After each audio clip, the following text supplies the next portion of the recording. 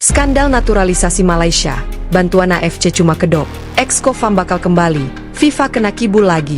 Konfederasi Bola Sepak Asia AFC menyifatkan tindakan FIFA ke atas Persatuan Bola Sepak Malaysia FAM dan 7 pemain warisan. FIFA akan menjatuhkan sebarang hukuman. FIFA untuk mereka menghukum sesuatu persatuan dan juga pemain-pemain, mereka mesti mempunyai satu alasan mereka tersendiri untuk mengambil tindakan. Sebab hasil daripada tindakan ini, kita ada 7 pemain bola sepak profesional yang akan hilang peluang untuk bermain. Yang pertama sekali, ada denda yang besar kepada FAM. Skandal naturalisasi pemain di Malaysia kembali memanas dan kini memasuki babak yang jauh lebih serius. Setelah Federasi Sepak Bola Malaysia, FAM, terseret dalam dugaan pemalsuan dokumen pemain warisan, muncul narasi baru yang justru membuat publik sepak bola Asia tercengang. Bantuan dan pendampingan AFC disebut-sebut hanya menjadi kedok, sementara aktor lama di tubuh FAM perlahan kembali ke panggung kekuasaan. Dan yang paling mengejutkan, FIFA diduga kembali dikibuli dengan laporan versi sepihak. Alih-alih menjadi momentum bersih-bersih total, krisis ini justru memperlihatkan pola lama yang berulang, menutup luka dengan plester sementara, mengorbankan pihak kecil, dan menyelamatkan elit lama yang diduga punya peran sentral dalam skandal. Awal skandal, naturalisasi kilat yang terlalu mulus. Kecurigaan publik bermula dari proses naturalisasi sejumlah pemain warisan yang dinilai terlalu cepat, minim transparansi, dan penuh kejanggalan administratif. Beberapa nama pemain disebut tidak memiliki ikatan darah langsung yang kuat, sementara dokumen pendukung seperti akta kelahiran, silsilah keluarga, hingga arsip migrasi menimbulkan tanda tanya besar. Media lokal dan regional mulai mengendus kejanggalan ketika data yang diserahkan FAM ke FIFA tidak sepenuhnya sinkron dengan catatan resmi Jabatan Pendaftaran Negara, JPN. Dari sinilah benang kusut mulai terurai. FIFA turun tangan, tapi mengapa terasa setengah hati? Tekanan publik akhirnya memaksa FIFA membuka penyelidikan awal. Namun, alih-alih audit menyeluruh secara independen, FIFA justru mengandalkan laporan klarifikasi dari FAM dan federasi regional. Di titik inilah kritik keras mulai bermunculan. Pengamat menilai FIFA terlalu percaya pada laporan internal, tanpa verifikasi lapangan yang ketat.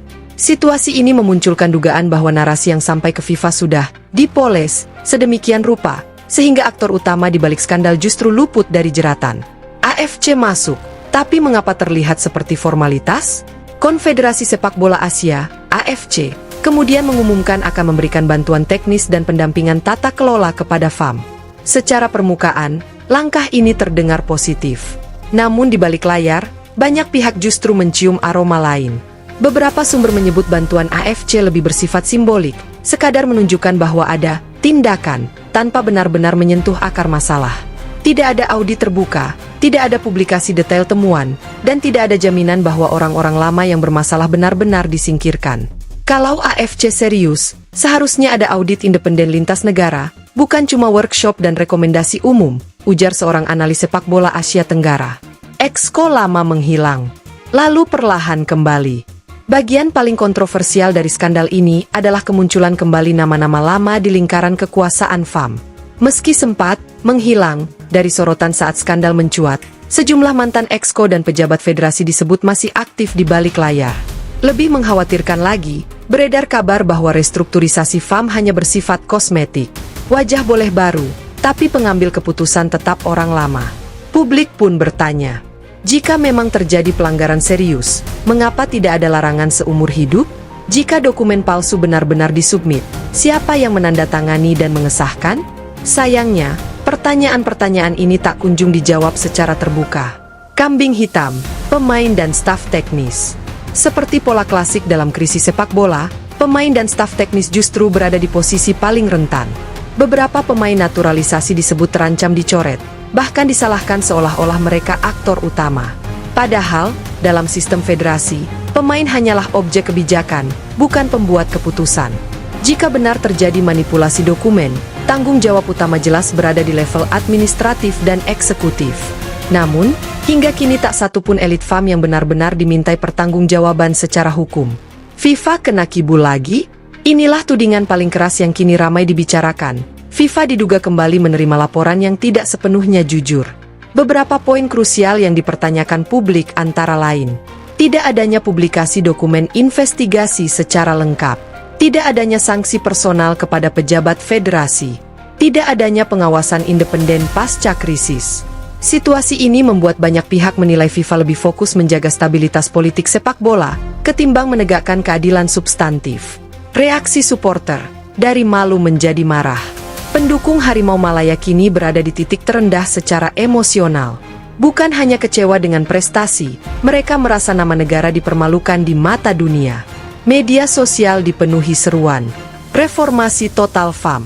Pembubaran struktur lama. Audit terbuka melibatkan pihak internasional. Bagi supporter, masalah ini bukan lagi soal menang atau kalah, tapi soal martabat. Dampak jangka panjang, sepak bola Malaysia di persimpangan. Jika skandal ini tidak ditangani secara serius dan transparan, dampaknya bisa sangat panjang. Kepercayaan FIFA dan AFC akan terus menurun. Pemain asing dan diaspora akan ragu membela Malaysia. Sponsor berpotensi menjauh. Generasi muda kehilangan panutan. Sepak bola Malaysia kini berada di persimpangan, berbenah total atau tenggelam dalam krisis berkepanjangan.